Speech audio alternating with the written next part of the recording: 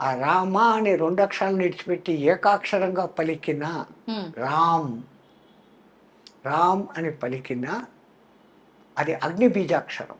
హ్మ్. మన షట్చక్రాలలో మణిపూరక చక్రము మన హ్మ్. సెంటర్‌లో ఉంది. మూలాధారం, ఆ! స్వాధిష్టానం, మూడవది ఇది. హ్మ్. అది అగ్నితత్వం. హ్మ్. ఆ అగ్ని ఉండబట్టే మనం ఇట్లున్నాం. అవును. ఆ అగ్నిని కంట్రోల్ చేసేదానికి ఇడ, పింగళ అనే సూర్యనాడులు, చంద్రనాడులు మన సమశీతోష్ణ స్థితిని పెడతా ఉంటే మనం ఉన్నాం.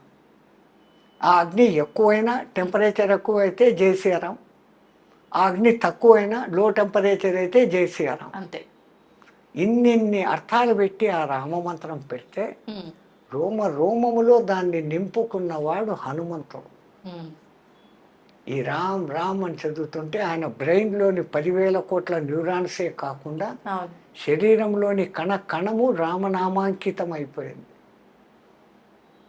అందుకని రాముడి కన్నా రామ బాణం కన్నా రామనామం గొప్పదని నిరూపించిన మహానుభావుడు హనుమంతుడు. హనుమంతుడు. ఇంకా ఇంకా చెప్పాలా అంటే విష్ణుమూర్తికి తెలివి ఎక్కువ. ఆ!